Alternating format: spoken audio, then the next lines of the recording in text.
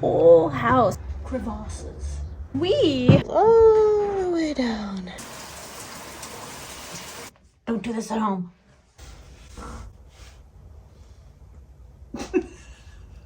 Go home and drink. Make me feel better, Lindsay. I saw the flashes in the dark, colors on the wall, bright against the monochrome, where I felt so small. I drew the curtains up, pulled away the blinds, heard a rushing wind. Oh, I really like them. I've always wanted to get these clear frames. And they're really good quality. It was very easy to pick out the shape too and put my prescription in. Love! Oh, these feel great and I can see really well. So these are from zinff.com, Z-I-N-F-F. And these are the blue light blocking lenses, which I wanted to try because I spend so much time in front of a computer. There will be a link in the description box for 50% off of frames and 10% off lenses with the code word GRAND. Hello everybody! Welcome back to the Grand Lady. It's been a couple weeks, sorry about that. We just had a lot going on. Little Maya was sick for a little while. She's doing okay now, but you know, she's pretty old, so we never know if it's the day, but it doesn't look like it's this weekend, so we get a little bit more Maya time. We have been doing a lot of paperwork and we have just been able to finally give the mold remediation people a call and get that on the schedule. It has snowed here like every week all the way through April with temperatures in the freezing, so it was pretty difficult to figure out when we were going to be able to do this mold remediation. But it looks like next week the temperatures are above 65 for multiple days, which is what was required by them. And I totally hear you guys who have mentioned that you could kill mold, and your grandmother has done it, and we have also done that before in small patches for leaks and things, with acid or vinegar or acetic acid or other sources of things like that. We hear ya, but what we have to do for this house is because it was a whole house flood. The whole house has mold in it, and it's just too much of a project for a sprayer and some vinegar. So also, just to make sure we capture everything, we did get back a lot of different types of molds in this house, so we are letting the professionals do it. It's just a little bit more complicated than what we want to do and figure out right now. So in order for their enzymes to work, the temperature has to be above 65. So it looks like that's finally going to happen. And that is the last thing that has to happen before we can start doing all of the things we wished we had been able to do last fall, which is replace the electricity, replace the plumbing, and all those things we've been talking about for so long. It's finally here. Hopefully. We haven't got it scheduled yet, but it looks like it's promising. So we have been doing a lot of cleanup, some final cleanup of all the little things. There's a lot of little stuff like this around, just stuff that it falls down when you work on a floor above, so down through the cracks in the walls and the openings. And speaking of openings, I was cleaning up this corner where the trim was actually stacked against, and yeah, I'm inside. That's the front door down there, and this is outside. So it looks like the squirrels chewed. Looks like squirrel chewing. Let's see if I can get focused in here. You can see the chew marks from the. I don't think that's supposed to be that way. So yeah, one of the benefits of opening up an old house is you can find all of those types of things, especially if the house was abandoned. I'm seeing how important that is because I'm not sure we really would have known about that. Anyway, maybe we would have figured it out eventually because we did have squirrels in the top. But yeah, so things to think about when you have an abandoned home. Anyway, thanks for joining us, and let's get to it.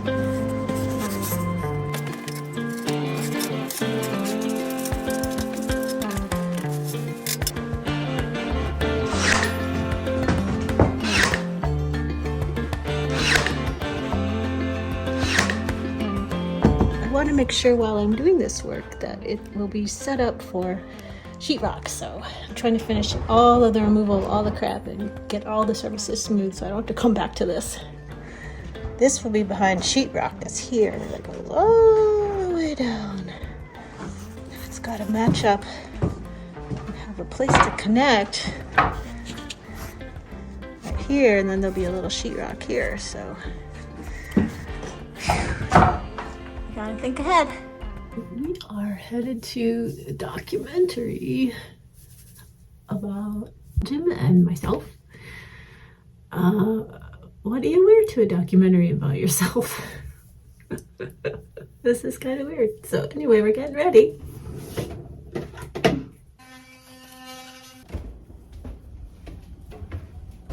You excited about seeing yourself in a movie? No. You excited to see yourself in a I'm movie? excited. I want to see what their take on us is. You wanted to be a rock star, I know you did. You did too. You played the violin. Yeah, that's probably one of the reasons that I stopped playing the violin. Are you too shy? A little bit. Is this going to be torture for you? No. Okay. Well, I think it's going to be fun. We'll see. You ready for this? Sure. Ready for your close-up? Oh. I think she was afraid I was going to run out of things to do here, so we found this old house and got pretty excited about it. It's amazing. Yes. The ladies did a marvelous job of Sophie and creating- Meg did so good. The ladies did. Yeah, they did. I'm proud of them. They are going on to wonderful jobs. They're going places. Yay. They made us look really good too. No one knows when the bell's gonna ring. No one knows much of anything. But when the feast starts, what will it bring? Also today, we're going to try out the one thing we didn't do for that restoration of the trim research project I did a couple weeks ago. We're going to try two different cuts of shellac. And I mixed them myself. They've been sitting overnight. And I got garnet. That seemed to make sense for here. And this is a 1 pound cut in this jar, so it looks like it's doing all right. At the bottom, so we're just going to try that straight out. And when the feast starts, what will it bring? No one knows when the bell's gonna ring. When the bell's gonna ring.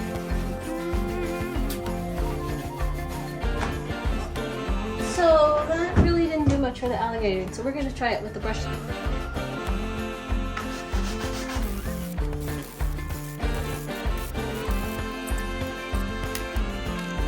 Now I'm going to try the 1.5 pound cut. This is the quick cutter, the sandpaper, and then I kind of went over it with the shellac. This is just the 1 pound shellac, the brush eventually, and this is a 1.5 pound shellac with the brush.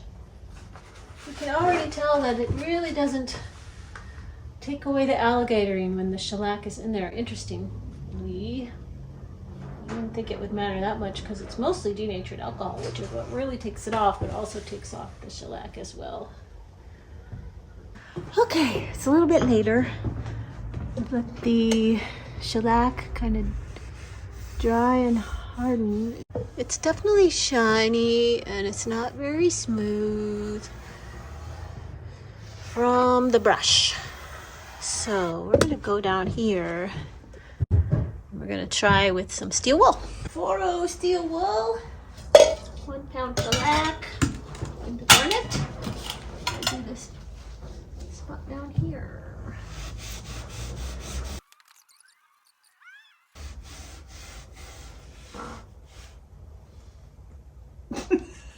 Freebie. Freebie.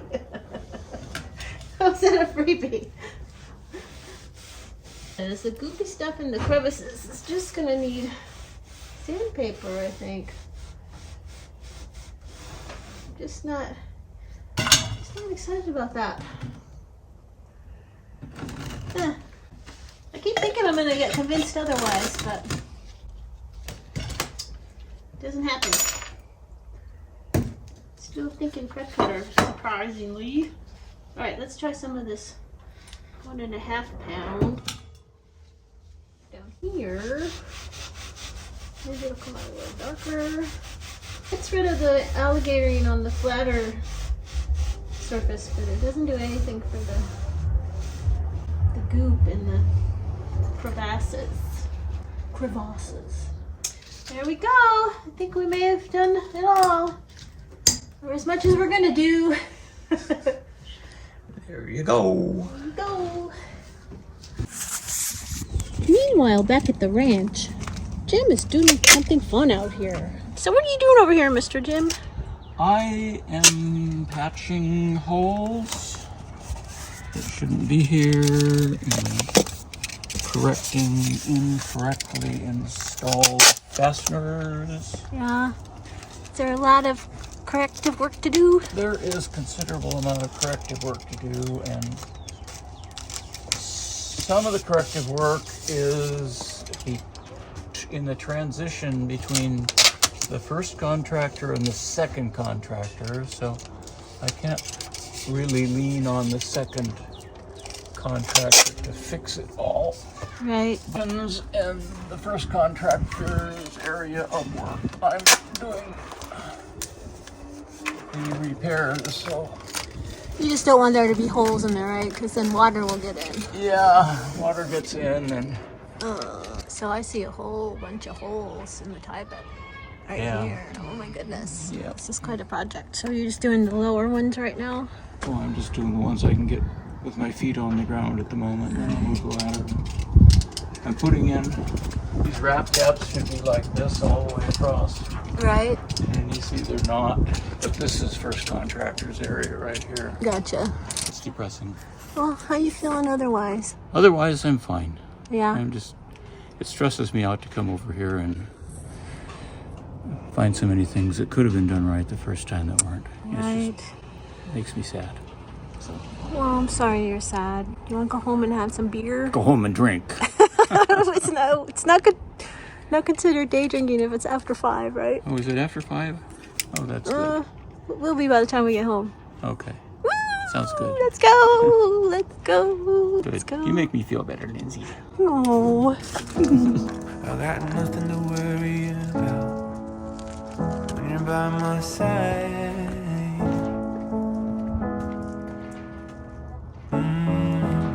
I got nothing to worry about when you're by my side.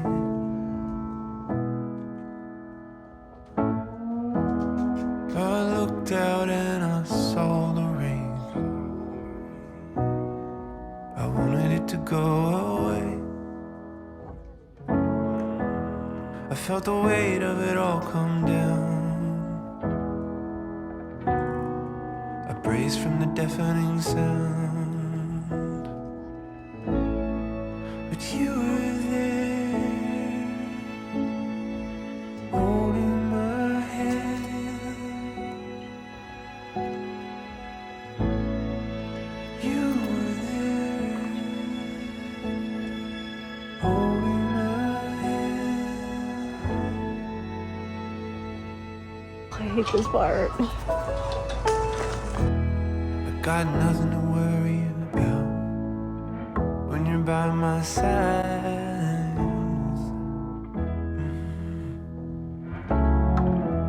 I got nothing to worry about when you're by my side.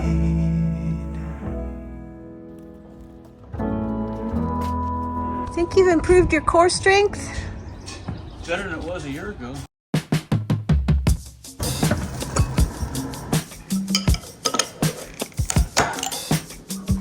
Cheers.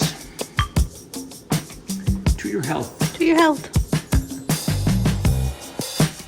So it's called a shower beer. One of my friends told me about shower beers, and I was like, what? You can do that? You can have a beer in the shower? Yeah, she's a doctor and I'm a doctor, so yeah, not recommended, but it's happening today. Shower bear!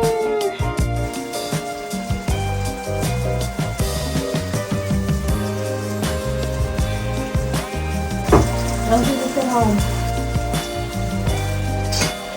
I know, it's all kinds of alcohol, slippery surfaces. Slipping, I know.